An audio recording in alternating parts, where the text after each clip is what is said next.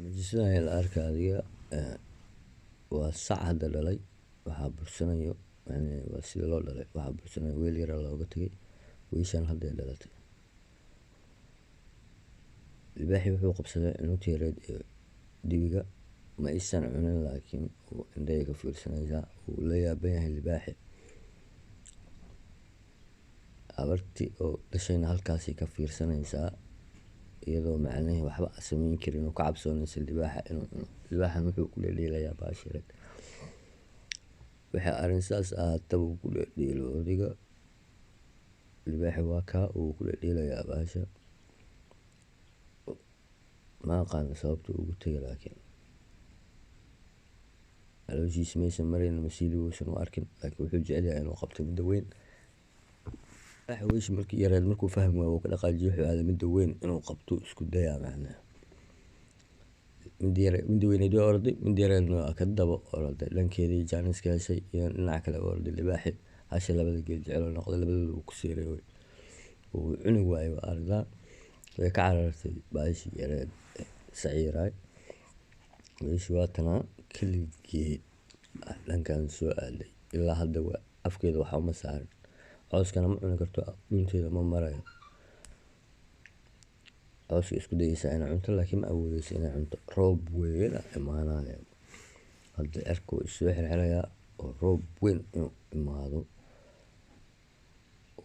waa kaas roobka weynaayo.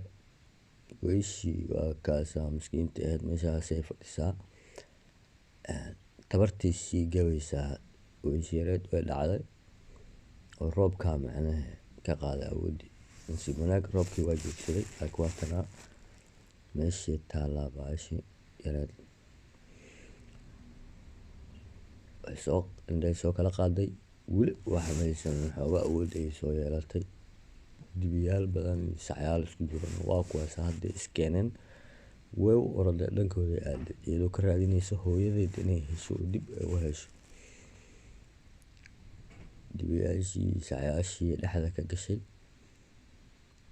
waa aad u xun tahay. Waxay aragtay weel kale oo yariis oo hooyadeed jaqaysa way ku orday ilaa baahiyaa heesay way diiday ku adkaysay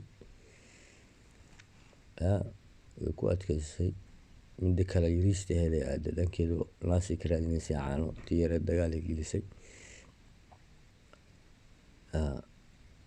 gelisay habartii. Dibiyaashii kale inay isku qabtaan ay bilaabeen miskiintan hooyadeed ka tagtay oon welina afka aan wax saarin.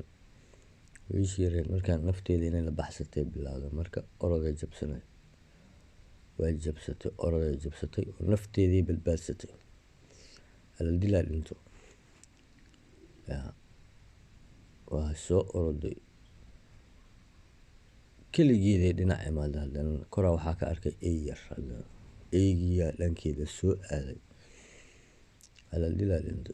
Eygii wuxuu tiraagaranaa macnaha inuu cuno bahashaas yariista aan weli afka caana saarin. Eyga waa kana gaagaadu ku jiraa ama dabaca baa dhaho dabacadii waa tanaa boobooja gasho iska celisay. Dabacada ma cuni karto macnaha weel keligeed meel taagan ama dibi keligiis meel taagan iska celisay ilaa haddana afkeeda wax ma saarin waana keligeed wax ay u jeedana malahan. waa wareersan tahay waxay kor ka aragtay dibiyaal badan saaxiib loo badan ay kor ka aragtay cilaado waa isdhahday dhankooda soo orday saaxiib. Dhankeeda markay soo orday dibiyaashii kale inay ku ciyaaraan ay bilaabeenba laakiin nasiib wanaag waxay u dhexaysaa dhimasho in loo jeedaa hooyadeedii heshay. Hooyadeed way hubsatay inay tahay hooyadii laftirkeedii heshay kaasaa shaqo bilaawday marka. Waa muuqaal aad u macaan hooyadeed heshay.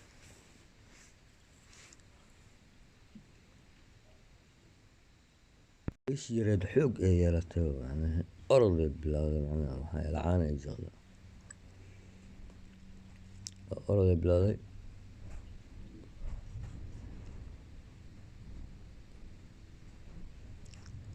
Hadda marka cawskii inay ku boodbooday bilaawday baashaal halkaasay u baashaaloosaa